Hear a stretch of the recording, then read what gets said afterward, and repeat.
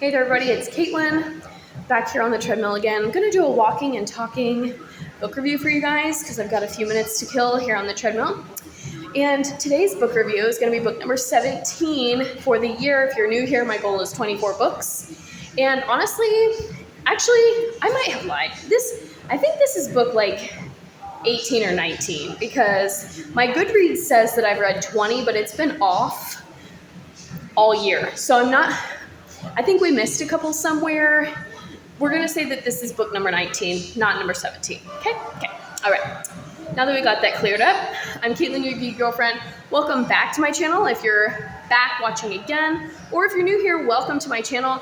I have a bunch of everything here on this channel, just a little bit of everything in my life. We got some book reviews, we got some movie reviews, we got some clothing stuff, we got store tours, we got travel vlogs, we got cooking stuff. Literally, it's just a little bit of everything. So if you find something that you like, make sure you give it a thumbs up and subscribe to my channel so that way you can stay tuned and get notified about all of my new videos and find something else that you like.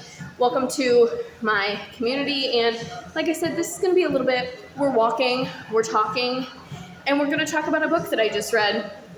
And if you like this style of video, let me know because we can do this more often because this is a great way for me to kind of kill two birds with one stone, as they say, and get some content done while also focusing on my health and my body, which is a goal of mine that I have kind of put off due to mental health, and that is okay. Sometimes we have to make sacrifices, but in that space, I've been able to focus a lot more on reading and getting back into reading. And I've read things that I've liked, read things that I haven't liked. Make sure you check out all of my latest book review videos. But in tonight's video, we're going to review another mystery thriller. This one is adult. And this one was another book. Earlier on the page, I reviewed A Flicker in the Dark by Stacey Willingham, which was her debut novel. Tonight, we're going to be talking about All the Missing Girls by Megan Miranda. Now, Megan Miranda has written many other young adult novels, but this was her first adult novel. So this is her debut novel. And I brought up A Flicker in the Dark because overall the books are very, very similar. So if you read A Flicker in the Dark by Stacey Willingham, I'm going to go ahead and just tell you right now, put a pause on reading All the Missing Girls by Megan Miranda because I had a hard time keeping the two plots straight because I did just read A Flicker in the Dark a few months back.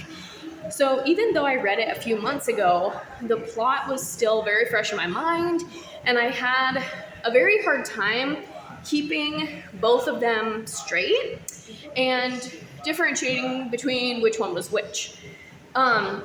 Very similar storylines.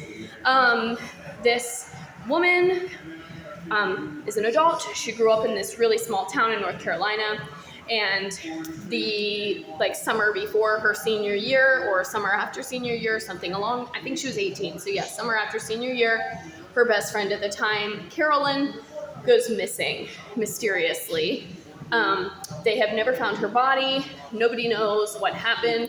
Investigation goes cold, yada, yada. Okay. This book is told in 3 parts, and it's also told in reverse order, which is something interesting. And I've never read a book that was told in reverse order before. So you get, in part 1, you get the present, which is kind of what she's doing now. So she's a school counselor. She's on summer break. Her dad is not doing well. He's in a memory care facility. Her brother is trying to get his house in order so they can sell it, make one of them like power of attorney, things like that. Calls the girl up, and honest to God, I just read this book 2 weeks ago. I forget the girl's name. Literally has escaped my memory. I have no idea what her name is. I know the boys' names, which who knows what that says about me, but anyway, the main character, the main female, if you are watching this video and you've read this book, please put the name of the female character in the comments for the rest of our viewers because I don't have the book on me right now and I can't just look it up. I could Google it, I guess, but it's fine. The main character. She decides to go back to her small town, Coastal Ridge, Cooper Ridge, something like that. And I think it's Cooper Ridge. decides to go back home. And all these memories come flooding back of the last time she saw Carolyn and all that, okay? And she sees her ex, and now she's engaged to somebody else, and she is remembering all of these things. So you get like a little snippet of her talking to her dad in the present, and her dad like wrote her this letter, and so she goes to talk to him about it. And remember, her dad is in a memory care facility. Then her ex, whose name is Tyler, like comes walking in the door covered in mud, covered in what she thinks is blood, okay? And that's not a spoiler because that has nothing to do with the events of the story. You think it will, but it really doesn't, so it's not a spoiler. Then the author goes backwards. So the night that Tyler walks in the house was the day that a second girl from their neighborhood goes missing, 10 years almost to the day that Carolyn went missing. So now it's like this big conspiracy. Is there a serial killer, whatever. So then she goes from 2 weeks after that event, when Tyler walks in the door, all the way up to the day before Tyler walks in the door. And so the story then unfolds backwards. Or 2 weeks before the event, all the way up to the day before.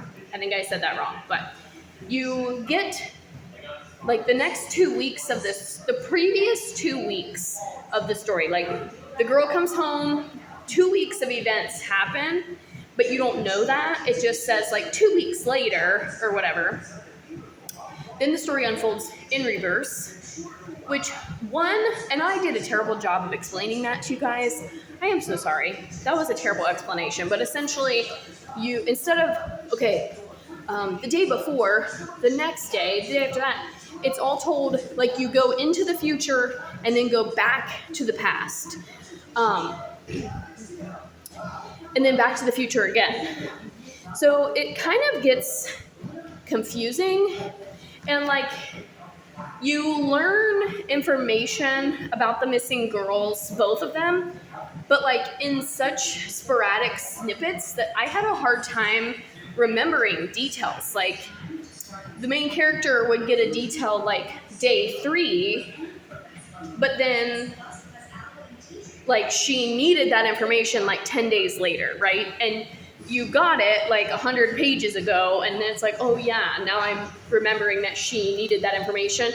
And because it's unfolding backwards, like she finds this key, and then like, you read 5 days before that, and she talks about, well, I wonder if somebody has a key. But like in your mind, you think that she already has the key, but like at that time she didn't. It makes it hard to piece the story together, keep the information straight. And when I read a mystery thriller, I try to figure out, right? I try to solve the mystery. I try to make a prediction about who went, where is she, why'd she go missing, blah, blah, blah, right? Who the killer is. Because it's fun. It keeps it on the edge of your seat. And because of the whole unfolding backwards thing, I think I lost a lot of the information. I think that was part of why I felt the plots were very similar. But overall, I felt like I liked the story. I did give it a 3 overall because it did not entice me, and like it wasn't like A Flicker in the Dark was a lot easier to read, I guess, and I read it a lot quicker than this one. This one I struggled to stay focused. I struggled to stay in the story. I had a hard time keeping the plot straight. There were a couple of characters that I liked. I actually liked the female lead character, the protagonist, if you will, until the end, when you figure, like, the climactic ending of this story, I was a little bit disappointed in, and I just was kind of like, really? Really? It's kind of similar to The House Across the Street, where that climactic ending was like, similar reaction. But yeah, I mean, there were a lot of like fun things for me. Like I grew up in a small town, so she talks a lot about the county fair and like what the fair meant for the town, and like I could relate a lot to that, and how everybody in your town knows you, and they knew her ex and they knew Carolyn's ex and all this. Like there was a lot of that small town homage and small town revenants that really related to me. So I liked that. But then there were characters that I did not like. I felt really bad for the dad, really bad for the mom. Like, so I did feel sympathy for some of the characters, felt no sympathy for some of the other characters. And there were times when I did not like the main character, or I didn't like the ex, because he ends up being a pretty big part of the story. So yeah, it's been a rough summer so far in terms of reading, guys. There hasn't been a book that has like blown me away since I'm glad my mom died. The other ones have just been very much okay. And that's sad. But it's okay, right? We read some that we like, we read some that we don't like, and that's part of the joy of reading and figuring out what we do and don't like. So overall, like I said, I gave All the Missing Girls a 3. I can't talk much more about the plot because it will give it away. And I think the story comes to a good ending. And there were, I'll just go ahead and say there are like some things that could be triggering in the story. Pregnancy loss, pregnancy, underage drinking, alcohol use, I think drug use is mentioned, and like dementia and memory loss. Those are all things. Death of a parent, technically minor death. Those are all things that could be triggering, but those are pretty common topics in mystery thriller books. So if you're a mystery thriller person, like, and that's your genre, you kind of are used to that. So take that how you will.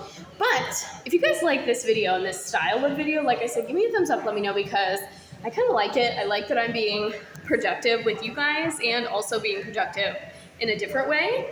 And it helps me like do a lot in the gym and on the treadmill without really like thinking about it. So let me know what you think. If you've read this book, like I said, please put the name of the female protagonist in the comments for everybody, because for some reason her name has completely slipped my mind.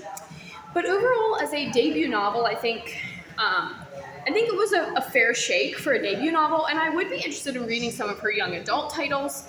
And her writing, this is the other thing I wanted to say about this book. I know I sounded like I was going to wrap up. Last thing. The writing style, with the exception of some expletives, was still very young adult. Like, even when the female protagonist ends up having a sexual encounter, it was very, very tame at how it was described, which is fine by me. But it did not, like a normal adult novel probably would have gone into a little bit more detail. And like I said, short of the expletives and the alcohol, the writing style felt still very young adult to me, which is fine. She's coming into her own as an adult writer, and that's fine. But I just wanted to put it out there because you might pick this up and be expecting like a really, really in-your-face adult thriller, and you're not going to get that. You're going to get like a little mix of young adult romance and drama with some adult language and themes. And yeah, overall, like Goodreads is always out of a 5, but I try and give it a score out of 10. I would probably say like a 6. Like not bad, not great. I definitely enjoyed Flicker in the Dark more, and they are very, very similar. And like I said at the beginning of this video, if you have read A Flicker in the Dark, hold off on All the Missing Girls, because they are very similar, or at least they were to me. And I think that's finally all I have to say about this book. And this was book number 19 of the year, not number 17. And I did upload another book review video just the other day as well. So if you're watching this video, make sure you scroll down, check that one out. And that's finally it. Thank you guys so much for watching, and I'll see you guys in the next one. And stay tuned for book number 20.